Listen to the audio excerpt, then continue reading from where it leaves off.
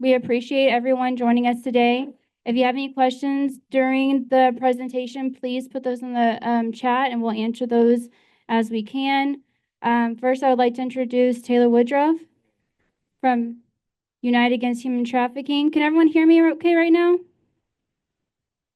All good? Okay, perfect. Thank you. So I want to introduce Taylor Woodruff. He's from United Against Human Trafficking. We appreciate him being here on our platform. With his career focused on advocacy and human rights and the eradication of global injustice, Taylor first became familiar with trafficking while studying criminal justice at Sam Houston State and became inspired on how he could contribute to its eradication. Upon graduating, Taylor was accepted into the International Justice Mission Intern and Fellowship Program, working within the Investigations Department of Kolkata, India. While living abroad, Taylor heard about the plight of human trafficking that was going on back in his hometown. As a native Estonian, he felt called to return to where he grew up and used his knowledge and experience to raise awareness in the community and how to respond to the growing epidemic. Taylor's experience ranged from overseeing and managing Houston's 24/7 traffic hotline, developing and implementing community engagement strategy for the trafficking organization in Houston, and most recently serving as the youth program coordinator at the community center in the Port Houston area. Taylor has a passion in mobilizing outreach, developing and implementing strategic vision, and working hand in hand with marginalized groups in the development of responses to the need of communities. In his free time, he enjoys catching up on his ever-growing reading list, listening to Bob Dylan, and taking advantage of Houston's art and museum scene. So we're excited to have you here today on this platform to speak about your expertise in this field, and I'll hand it over to you. Thank you, Jessica. Good afternoon, Baytonians. Again, my name is Taylor Woodruff. I am the Prevention Outreach Manager for Human Trafficking. Thank you all for being here, and for those who will be watching at a later date, thank you for taking the time to watch this presentation. Human trafficking is a here problem. We don't say, oh, it's over there, or oh, something happens across the world. It happens here. But there's a lot of uncertainty or questions about what it looks like. So we're thrilled today to really cover what it is and a little bit about how you can respond to it. So if you haven't already, please sign in. That way we can keep up with you, let you know if there's any other events, whether it's in person in Baytown, whether it's at our office or any our upcoming gala we have. We'd love to kind of keep you connected to our anti-trafficking efforts here. So a little bit about our organization, United Against Human Trafficking. I think it's safe to say we all are united against human trafficking, but what does that look like on our end? Well, UAHT, we're celebrating our 20th year anniversary this year.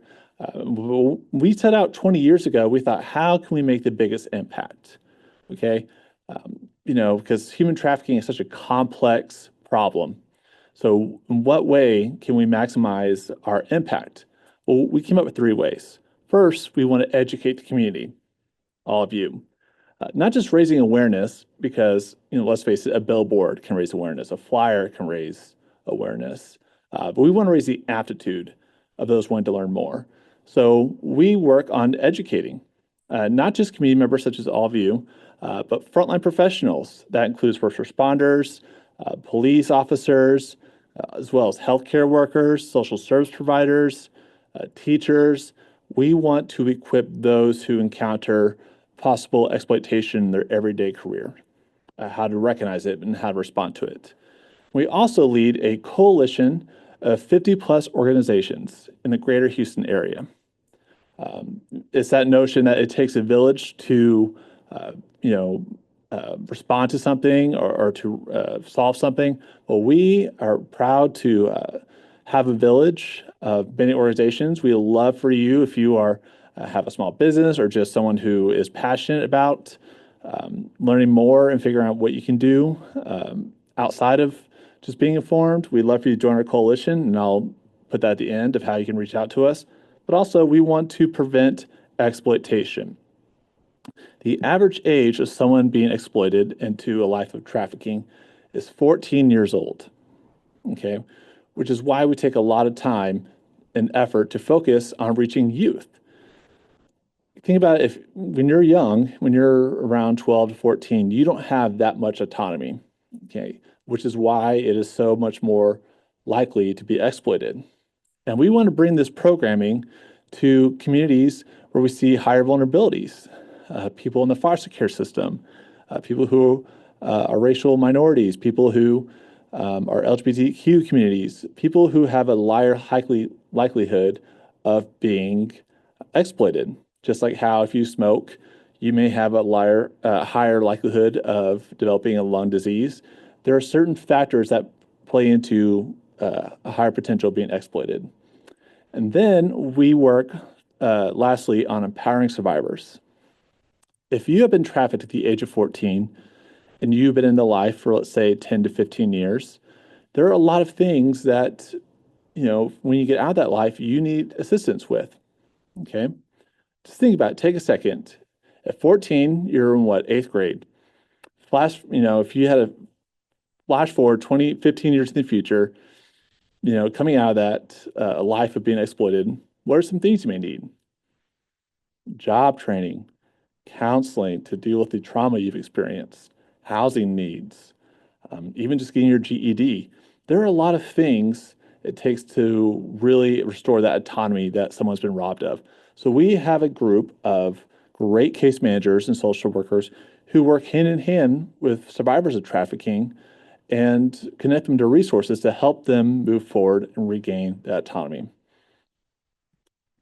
Okay, so today we hope to really define what human trafficking is, describe the two main types of trafficking we see in the US, identify potential trafficking situation, what you may see, but also how can we connect someone who's experienced exploitation to local resources. Okay, so take a minute and ask yourself, what does trafficking look like? What do you think human trafficking is? If I had to go around the Zoom room, if I had to ask all of you who are attending what comes to mind when you think of trafficking, there would be a lot of answers, or a lot of different various answers. If you are tuning in now, if you're watching, I'd love to hear some of them are. Jessica, if you wouldn't mind just saying some of them as they type them out. But a lot of them, are very, very different, but none of them may not be incorrect. Jessica, do we have any people replying?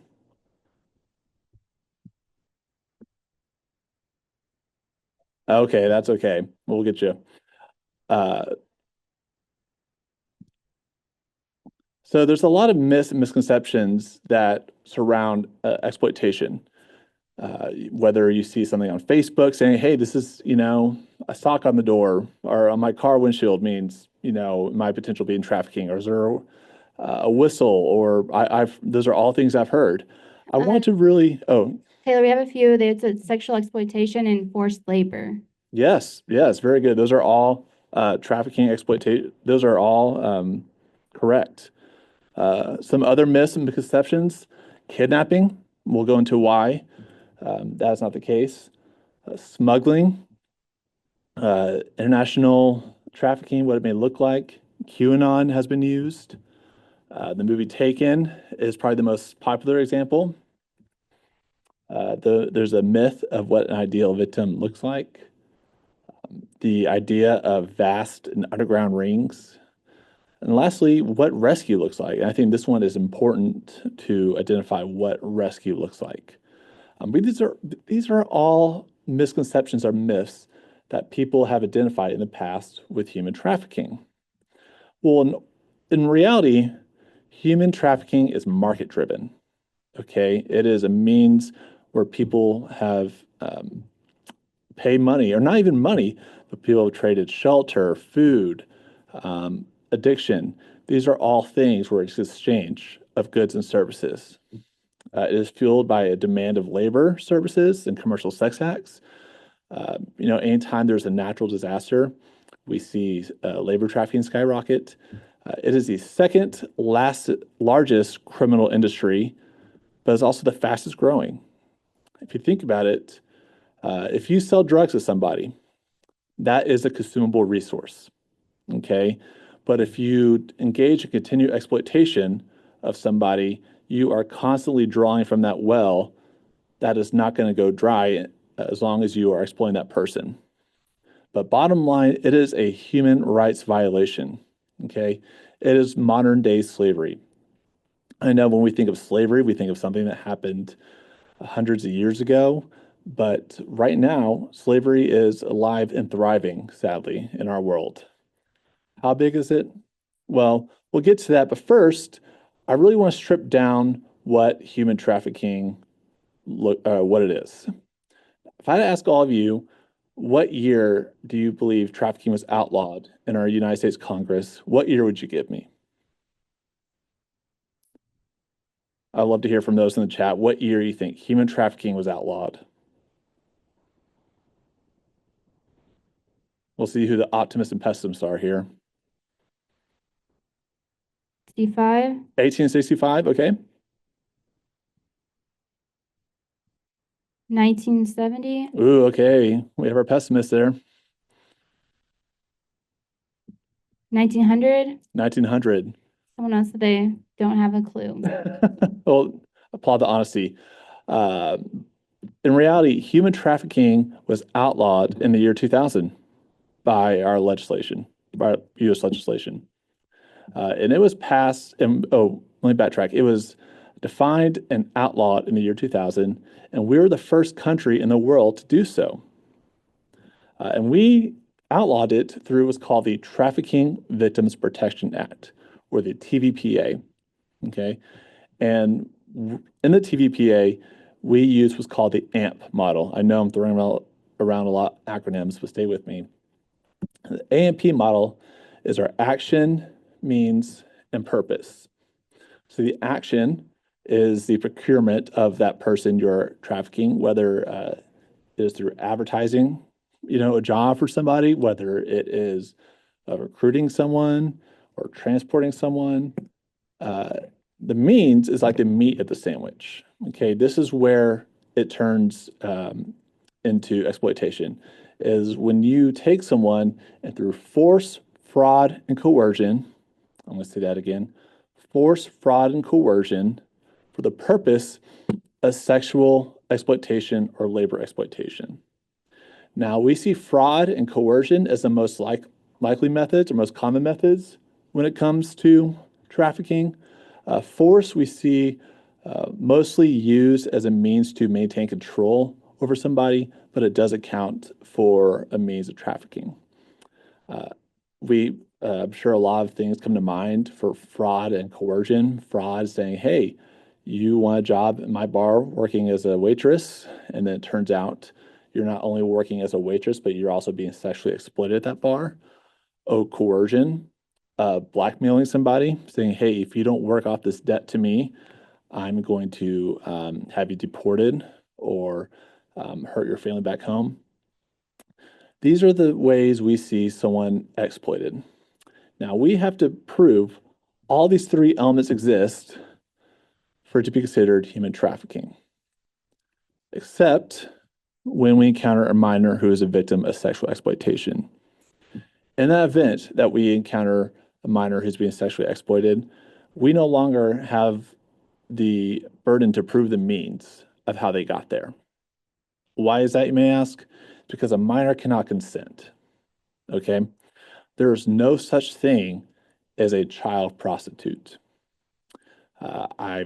Sadly, that's not the first time I've heard that word or that phrase, child prostitute, out and as a legitimate thing, but there's no such thing as a child prostitute. A child cannot consent. Okay, this is why we have mandatory reporting in the state of Texas. Now, I asked you earlier how big, or mentioned how prevalent it is. Well, trafficking is a global issue. Okay, the International Labor Organization did a study where they estimated that over 27 million people are trafficked worldwide. And then when we look at forced marriages included in that, that's another additional 22 million. So we're looking at almost 50 million people worldwide that are being exploited currently. And And when I talk about forced marriages, I'm not talking about culturally arranged marriages you may see in different cultures. I'm talking about when a 14-year-old is forced to marry a 42-year-old and enter into a life of sexual exploitation and domestic servitude. But before I get too much into that or into statistics, I want to say these numbers are conservative numbers. And when I say conservative, I mean we can only go off what is reported. Just like how we cannot go off the population for the state of Texas by how many people voted in our last election, because some people don't vote, sadly. We can only go off what is reported in terms of crime.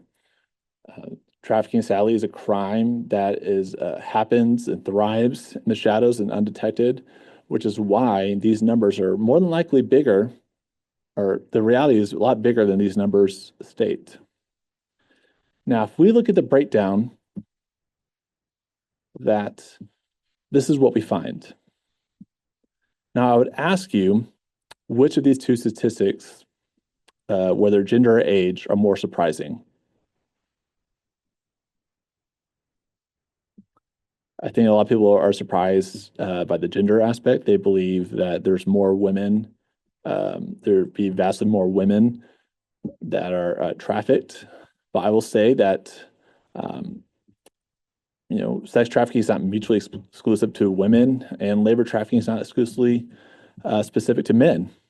Okay, there are men who are sexually exploited. There are women who are labor exploited. Okay, the one that surprised me when I read it was the age. If 14 is the average age of someone being exploited, how come it only accounts for 25% of the population? I mean, you would think it'd be bigger, right? Well, I thought so too.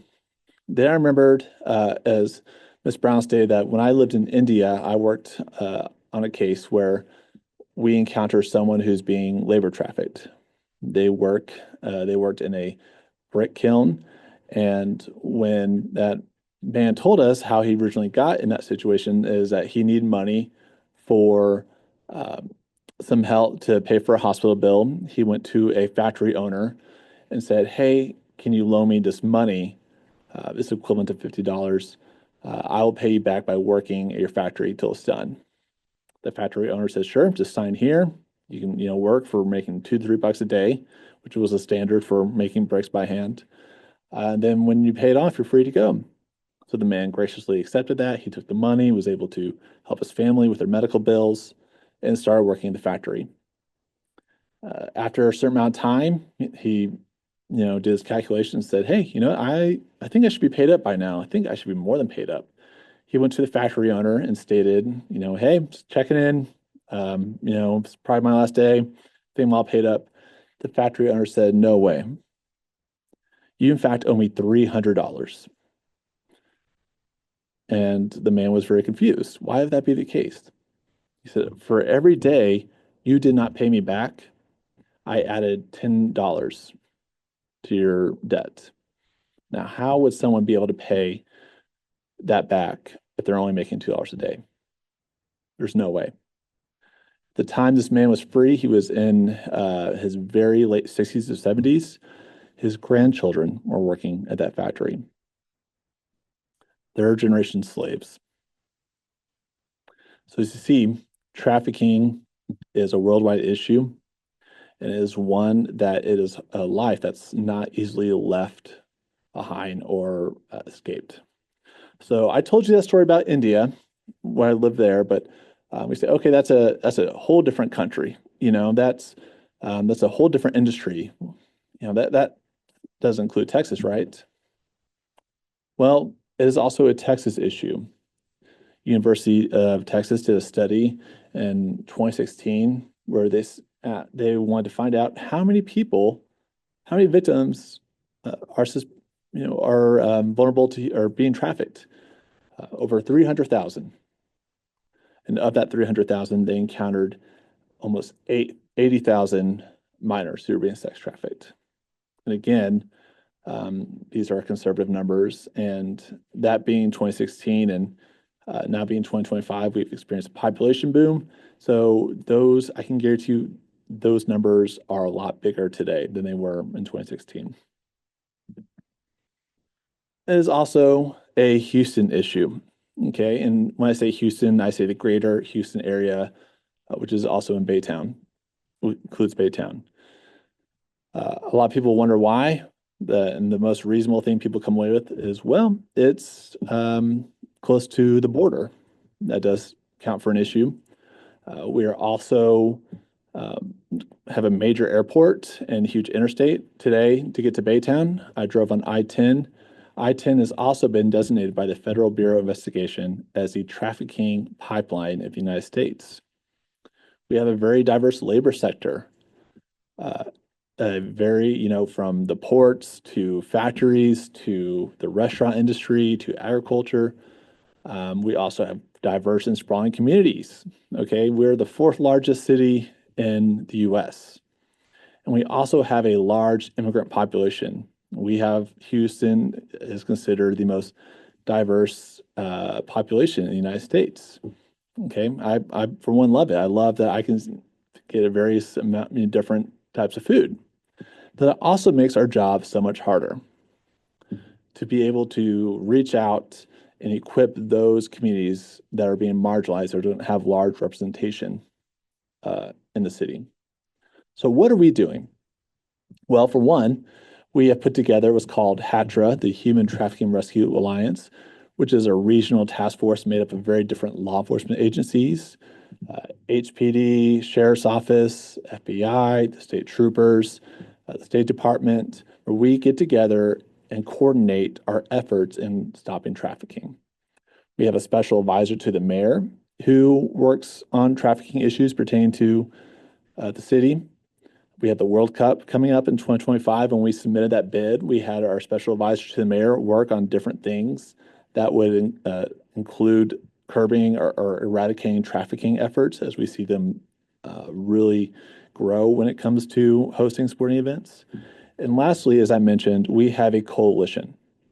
Okay, a coalition of 50 plus organizations in the greater Houston area that work on providing resources and coordinating our efforts to rescuing human trafficking survivors. Now, as I mentioned before, there are a lot of different things that are confused with human trafficking.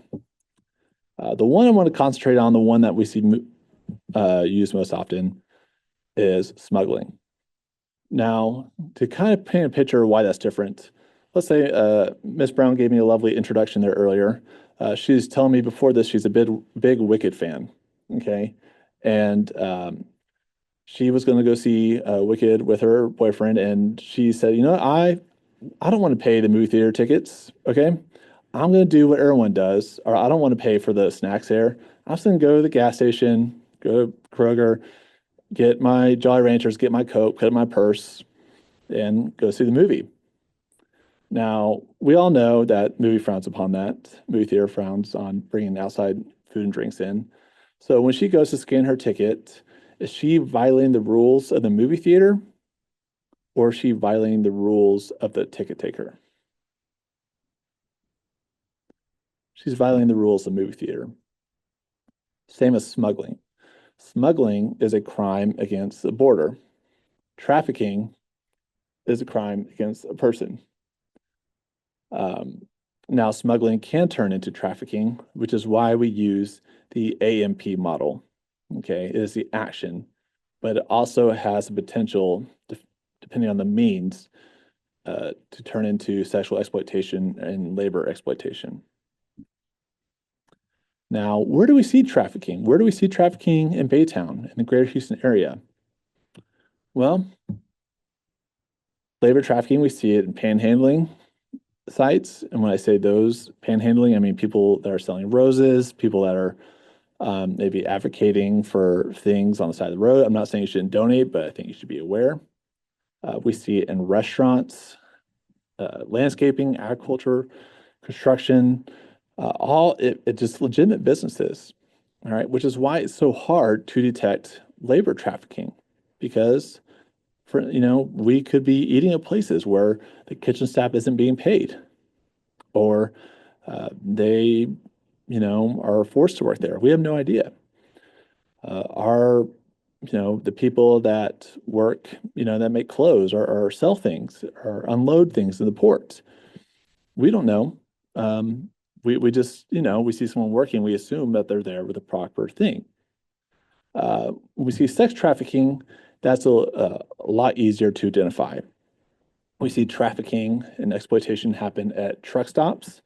We see it on various street corners, escort services, large events. I mentioned, the World Cup is coming up soon. The Super Bowl is right around the corner. But we also see it in cantinas and on the internet. Okay. It's a lot easier because we know when we see it. We have an idea of visually, if we see somebody on a street corner wearing lingerie or someone advertising online this for this amount of money, we can say safely that is sex trafficking. But if we were to put these in a Venn diagram, what venues would both harbor labor and sex trafficking? Well, nail salons for one. One thing you may be able to see is if you go to a nail salon and there's an ATM in the lobby, why would there need to be an ATM? Hotels also, private homes, believe it or not, massage parlors. I'll just tell you one thing. Texas, we recognize that massage establishments can be fronts for trafficking. So Texas passed a law saying, hey, if you are a licensed massage therapist, or if you are a massage parlor, you have to have a licensed massage therapist to operate, giving law enforcement the ability to go in and verify. Now, when that law was passed, do you believe that there was a big hiring drive for massage establishments? No. These places changed their name to relaxation spas or private modeling studios, kind of operating in a grayer area to where they could lose the massage title. Okay. And also casinos. So again, this is why it's so important that we work with in our coalition and with our law enforcement partners and our state government officials on how we can work on strengthening our laws. Now, as I mentioned earlier, there are some vulnerabilities that lead to exploitation. One of them is a high ACE score. Okay, ACE stands for Adverse Childhood Experience. That means if you come from a home of domestic violence, if you are in the foster care system, or if you have a parent or guardian who's incarcerated, these are all things that add to a higher ACE score.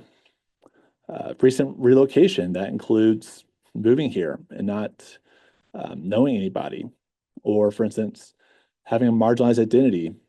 Lack of awareness is a big one, which is why we're here today. So we can not be aware, but also be adverse to exploitation. But the number one risk factor is social isolation. Let's say, for instance, someone just joined the Zoom right now. And I stopped the Zoom. I said, hey, thank you for joining us. Before we started the presentation, we all went around the room and introduced ourselves and said one embarrassing fact.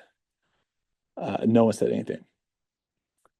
More than likely, that person would probably introduce themselves and say something embarrassing. Now, if someone else was to say, hey, don't do that, no one else did that. He doesn't, he's lying to you. They wouldn't go with that. But here someone is joining the Zoom. I'm telling them what the circumstances are, what we all are doing, and that they need to participate too. Think about that on a greater scale. Think about how, hey, everyone, this is how you make money. This is the way that works. Or if you love me, you'll do this. This is, you're my girlfriend, you're my boyfriend. This is, what you should be doing. And there's no one there to counter that. That makes a higher vulnerability to exploitation. I'm going to switch gears for a bit. I know trafficking is never an easy thing to talk about, but I thought we engage in a little, let's say a game called Who Are the Traffickers? I'm going to display 6 photos, and I want all of you to tell me which one of them is a trafficker, who can identify who the trafficker is. Okay. We'll start with number 1. Here we go for number 2. We have number 3. Number 4.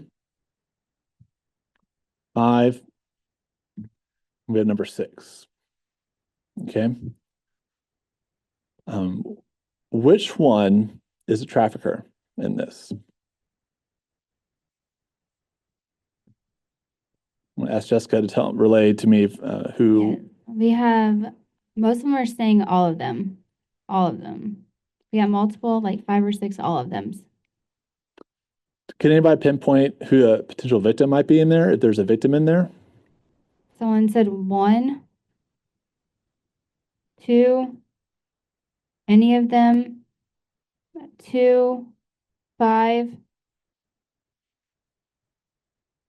Well, I'm glad to be talking to such any. a well-educated audience, because you're all right. All these people you see before them were convicted of trafficking. I'll start, just give a bit of context. Number 1, that is Barbara Barrett. Her and her husband, Jeffrey, trafficked their adopted children. I'll say that again, their adopted foster children, and forced them to work into a puppy mill that was attached to their home. Jeffrey would also sexually molest the girls that they adopted, and Barbara would film it and distribute it online. Number 2 is Rita Law. She ran a fake marriage scheme out of the city of Chicago, where she brought girls over from South Asia, promising them to meet wealthy men, to be married to. And then once they were brought here to the U.S., Rita informed them that they owe her $100,000 and commercially exploited them to make that money back, essentially, but no intention of ever letting them go. Number 3, a man named Andrew Fields. I'm surprised everyone automatically says number 3 when we do this exercise. He got young women addicted to drugs, and in order to get their next fix, he would pimp them out to men, keep the money, and then give the girls drugs. Number 4 are the Taru family from New Guinea. They came from a wealthy family, were permanent residents here in the U.S., and brought someone to come work in their home, promising them to send money back to Guinea to the rest of their family, which they never did. This man right here, number 5, is Maximino Moondragon. He owned a bunch of cantinas out here in Houston off Telephone Road. He was responsible for one of the largest trafficking rings in the city of Houston. He also went by El Gallo, which in Spanish means a rooster, where he would brand young girls with a rooster to show that they're his property. And then we have Apollo Quibbley, who was a cult-like, calls himself a pastor, but really ran a cult in the Philippines, where he had young girls operate as pastors in training. I use that term lightly, pastors in training, and force them to clean and work and cook in the compound that he had, then also force them to engage in sex acts and said that their nightly duties. Now, we do this exercise not to kind of make light out of any of these horrific crimes. We do it to say that when we think of a profile of a trafficker, there is no age, there is no ethnicity, there is no tax bracket, there is no social status, but there is one common thing that threads all these people together. Can anybody identify what the common thing between all these traffickers were? And I'll give you a hint. It has to do in relationship to the traffickers and their victims. Someone wrote former victims. Okay.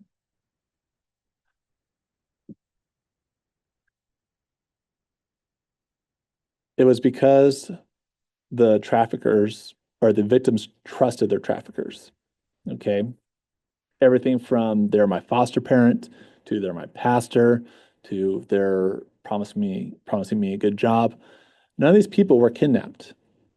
None of these people were walking on the side of the road one day and then, you know, the van pulled up and snatched them.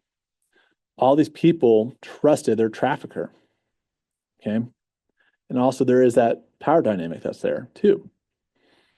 So it goes to show that exploitation can happen in any form. Just last year in 2024 in March, in Klein Cain High School, there was a teacher, an employed teacher that was charged with trafficking students. Okay. Again, we see a large, we call it relational trafficking, or familial trafficking. Okay. So Covenant House is they operate in offering shelter to youth who've been trafficked. They did a study on what the relationship means, or what the relationship is between the traffickers and their victim. 36% said it was immediate family members. I know that is hard to process, but we call that familial trafficking. 27% said their boyfriend or significant other. And then friends of families, employers, 9% were strangers. Now, I can give you all these statistics and tell you, you know, the rise or how many people are trafficked, but I think what is equally, if not more important, is hearing from those who have survived trafficking.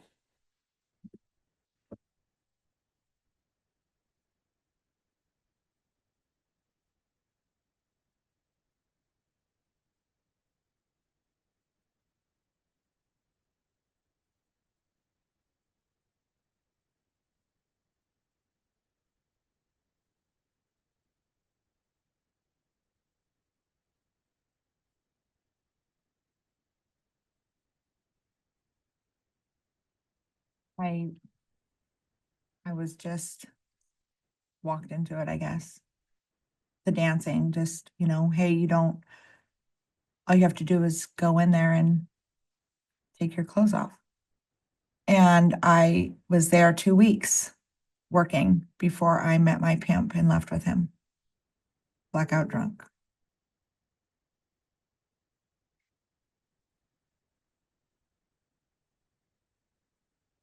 One day he asked me if I wanted to go to Hollywood.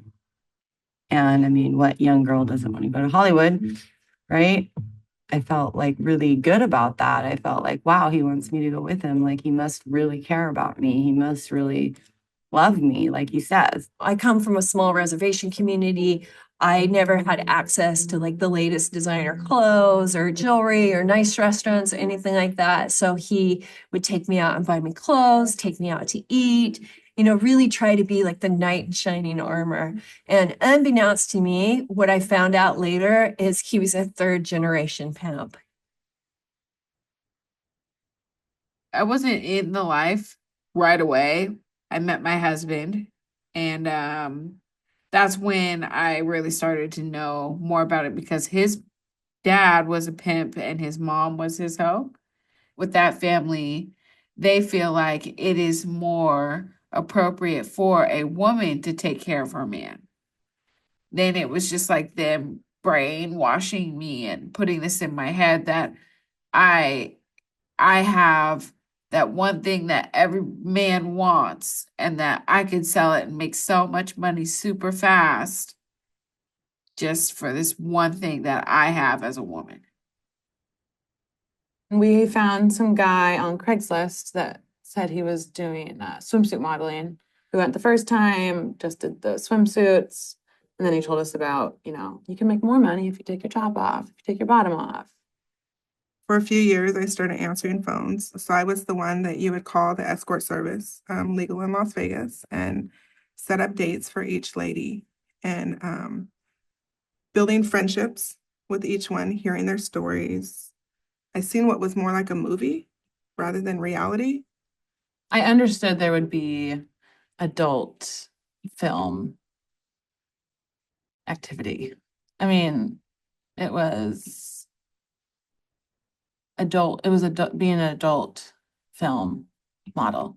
And I thought, all right, I'll just do this and then I'll go back home and graduate and nothing will come of it. That turned out a very big company that just put not my face, but another part of me on their front of their website, like the day after I graduated high school. So I started asking the girls, let me go on these calls with you when I get off. And I eventually just talked my way into going on some of these calls. And it was like seeing the backside of the movie I was watching. The phones ring nonstop, and the door becomes a revolving door. Everybody's involved, from the bellhops to the security, the front desk, because there's money to be made in the full circle.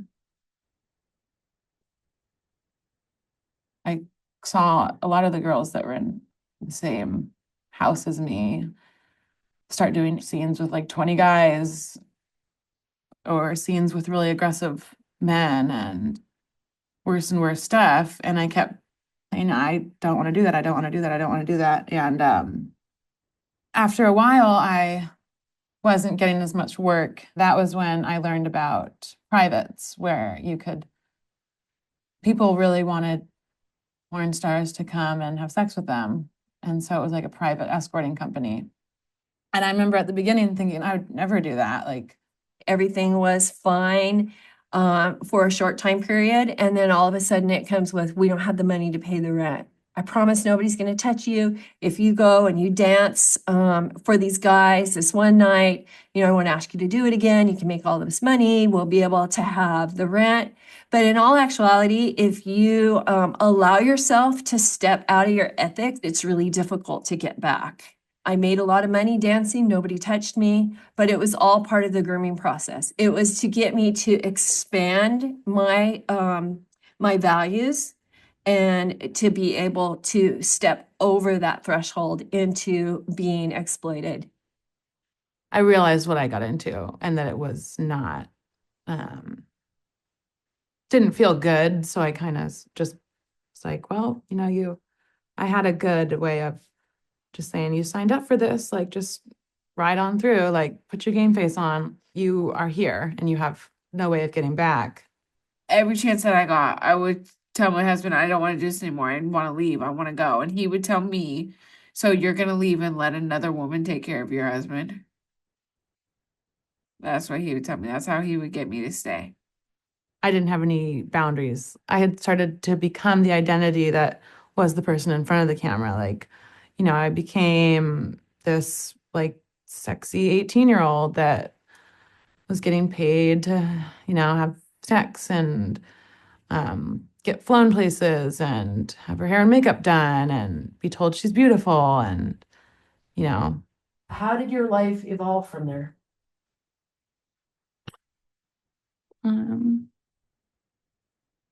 Sorry. Oh, it just got pretty ugly. And pretty, I was just ugly and lonely. He made me think it was my fault. So I was taught that my body is it's a vessel. It's something that you hold close to yourself. It's like the most precious thing that you can have, or that a woman can have, is herself. And my husband just had me giving it away. I don't know why I'm different. What made me not be like all my other friends who had the same experiences and came home and ended up getting married and having careers. I'm not dumb, but I was so desperate. Somebody to want to be around me and want to be with me.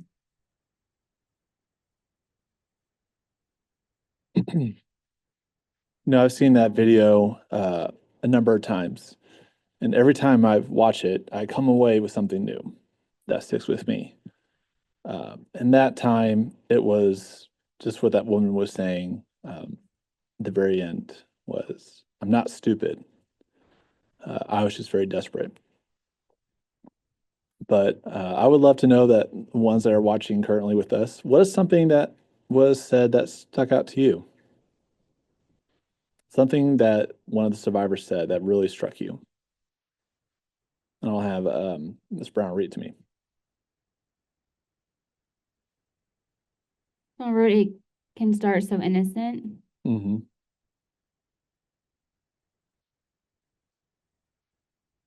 The girl married her trafficker.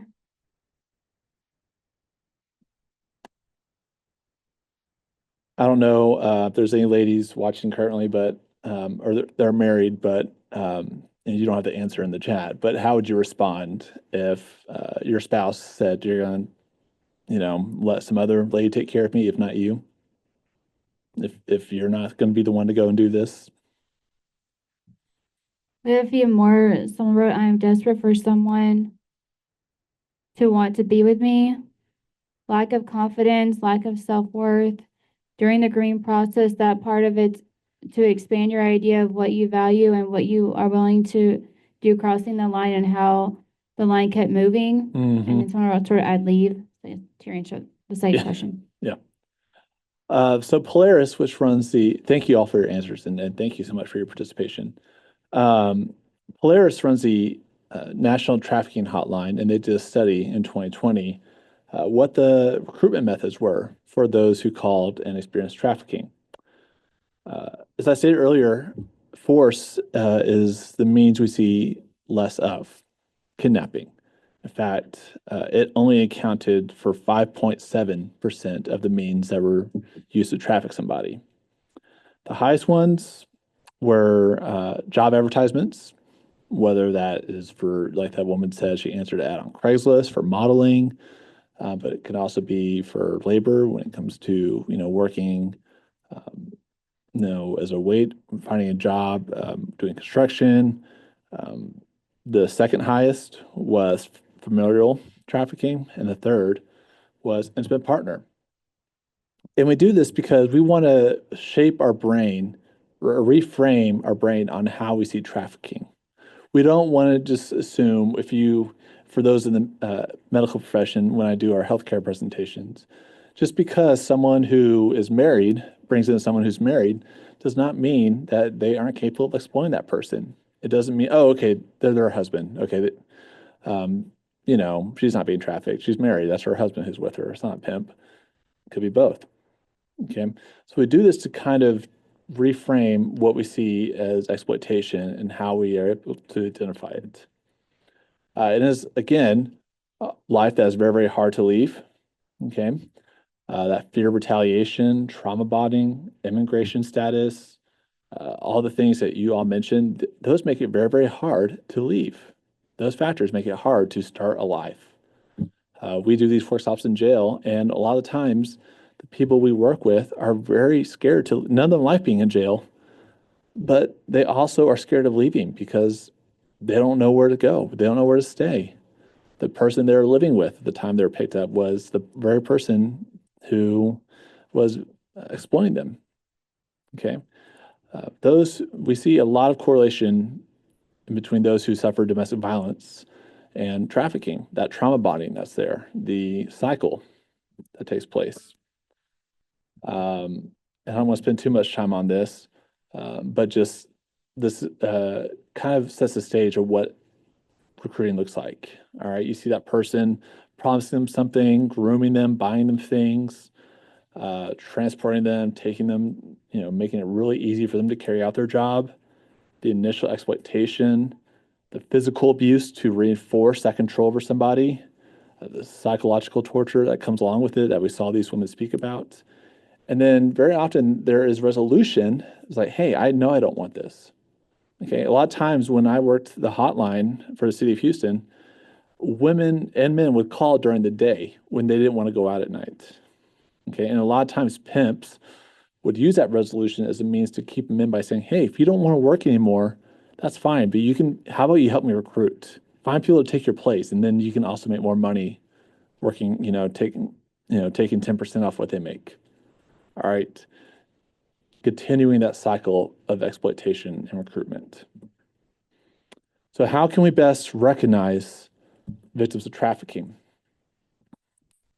One, when we look at labor trafficking, is it's very, very hard to detect, but I want to start by saying these are things we can see. Labor camps, places where we see maybe a bunch of trailers or places adjacent to a job site, and it looks like people are being kept in. We see the barbed wire facing a certain way, or inward, cameras forcing, looking in, almost like how you would see at a prison. They shop at the company store, and when I see company store, they only are able to purchase things through the people that employ them. They they live on the premises. A lot of people are stuffed into small living quarters, 2-bedroom apartments, house 14 people. And they often move frequently and don't have a lot of communication. All right, is restricted or very controlled, or if you do encounter someone and it's very, very, think of it like a teenager, like, how's your day? Fine. You okay? Yeah. Like, really kind of restricted in a way that doesn't give a lot of clarity. We also see physical in the form of branding, and I mean literal brands, tattoos and scars. A lot of health injuries that we see that is consistent with trafficking victims are ones that have been neglected. I mentioned Rita Law earlier when she ran her fake marriage scheme. One of the women had a miscarriage while working, and Rita forced her to work throughout the day into the week. Okay, so a lot of times, by the time they are able to visit a healthcare provider, these are neglected symptoms. Some medical conditions, whether it is stress or anxiety, chronic pain, gastrointestinal, dermatological, just a rough living. Again, people that appear 20 or are 20 years old appear like they're 30 or even in their 40s. It is a rough way of life. People that are being sexually exploited, raped to 8 to 12 times a day. People who are labor exploited are both sexually exploited, work from 5 a.m. to 1 a.m. These are some brands, some tattoos that we see that are characteristic of those being exploited. Sometimes you see it as property of. We see the bottom middle, actual brand. Sometimes it's iconography.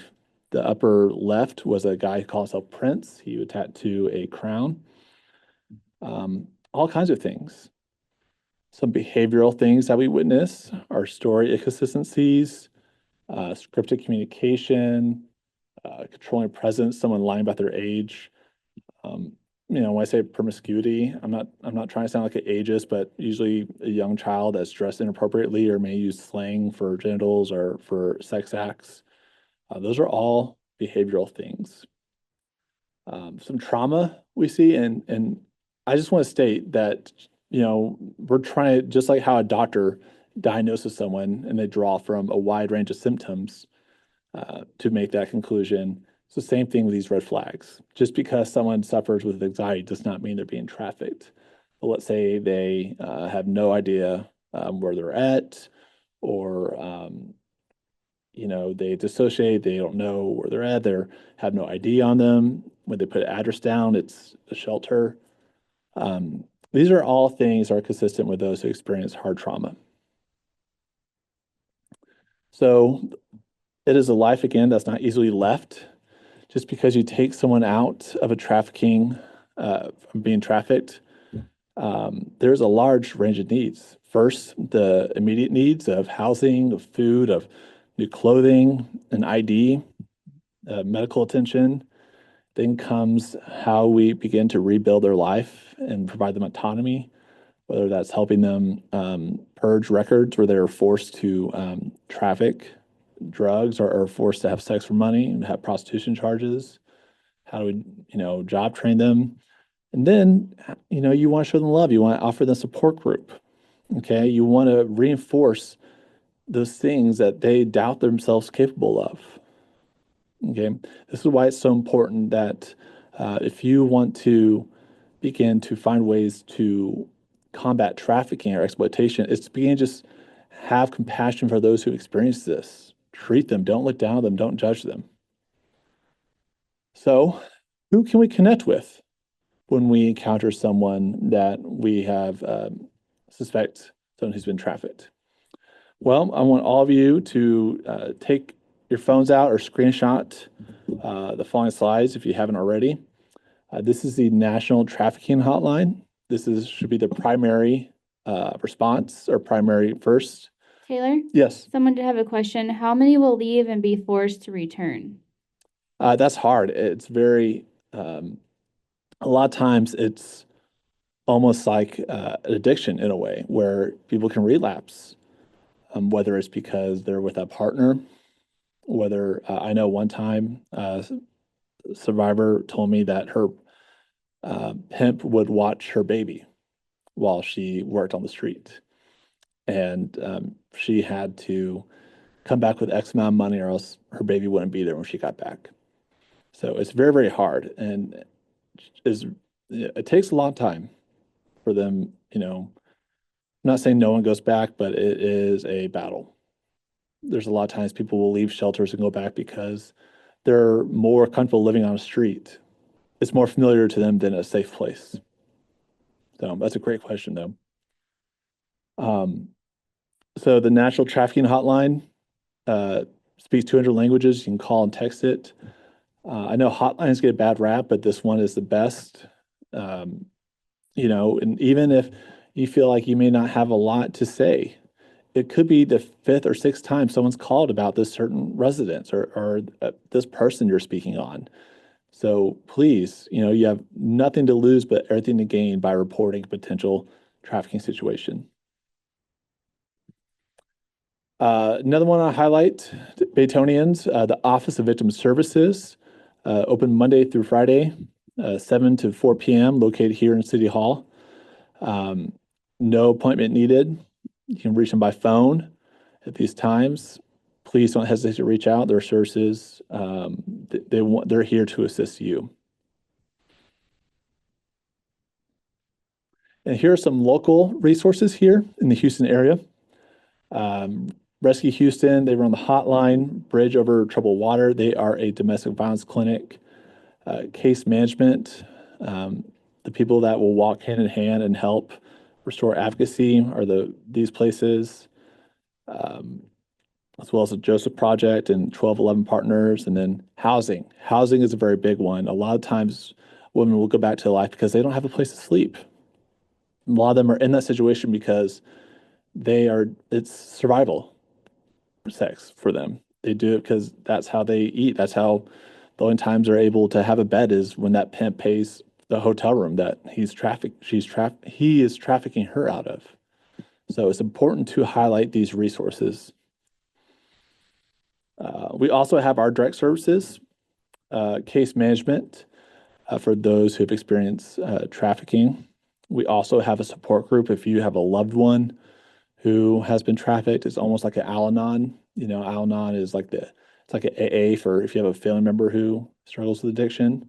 That is our support group that we have. And then we also have workshops, the ones I speak on for both youth and adults, on how can we build up our resolve against potential trafficking, where we talk about what do boundaries look like? What is love? If someone says they love us, but they make us do something we're uncomfortable with, how do we reconcile? Is that really love? All these things that we cover in our workshops, and it's real talk. Avani Alexander is our director of programs. If you're curious about how you can bring one of these programs to your school or your church or your community center, feel free to reach out to her.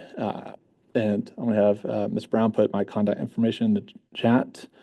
And then we also have a network, nationwide network of trafficking referrals that if you want to know what's out there, if you know someone that is in Nebraska, if you have a family member or know someone who's in a trafficking situation, we're able to provide them resources. But lastly, I want to close with this story. we think about trafficking and hopefully we have a clear idea of what trafficking looks like, but also a clear idea of how we can respond and help somebody. This was a story that came out some years ago. There is a woman who was moving, a mother who was moving their daughter into the freshman dorms at University of Texas in Austin. And there was a flyer, kind of similar to like a slide that we have saying, hey, here are some red flags of what trafficking looks like. And she thought to herself, this is a mom and Katie. She said, that sounds like the woman that works at my neighbor's house. Very scripted communication, just a lot of physical bruises, a lot of physical injuries, very scripted. They don't really let her talk to any of us. They kind of, whenever she's outside, they kind of push her back in. Could be something, could be nothing, but I'm just going to go ahead and call the National Trafficking Hotline and report it. And this is what that was. Whoops. Let's see if I can, how do I do this here? The allegation against this Katie couple is that they forced a woman to work as a slave without ever paying her a dime. The horrific details are just now surfacing. Investigative reporter Jace Larson broke the story on Twitter this afternoon. He's live tonight outside the home, northeast of West Park Toll Road and South Mason Road. Jace? Yeah, so prosecutors tell us that a 37-year-old woman was brought over from Nigeria. She was promised that here she would be a nanny and paid $100 a month. Well, not only was she not paid, but she says she was beaten and forced to work 20-hour workdays. The family lived here in this large brick home on a cul-de-sac. Cars everywhere, people walk in the neighborhood. Paula Mesh saw all the police there to arrest husband and wife Chudi and Sandra Subando. The allegations in this court filing obtained by Channel 2 are horrific, saying that the nanny was forced to work every day from 5:30 a.m. till 1 a.m., cleaning the house, cooking, and taking care of the children.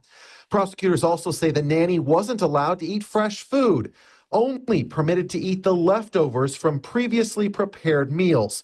It gets worse. In order to have milk for her tea, prosecutors say she was forced to strain the milk out of children's bowls of cereal. I don't know how people can treat other people like that. I mean, I'm compassionate, and I don't know if I could, treat anybody like that. Neighbors say the children played with other children, but the parents often kept to themselves. Saw the nanny, but yeah, we don't really talk to them because I think they're very private, so. Prosecutors also say the nanny was repeatedly hit, dragged down the hallway by her hair, and threatened with death. We do crawfish balls and New Year's Eve and 4th of July, and they would send food, and sometimes they would come out and eat. And the kids, they love to eat and play with all the kids. We have a really good neighborhood. They're from Nigeria. Well, after years of not being able to use a phone, this woman was able to escape. She made contact with a charity who helped get her in touch with police. We're live in Katy. Jace Larson, KPRC Channel 2 News. So again, that was Katie. That wasn't in the villages of a third world country. That was in a gated community in a neighboring city. And that came from a woman who just saw a flyer, who felt need to speak up on it.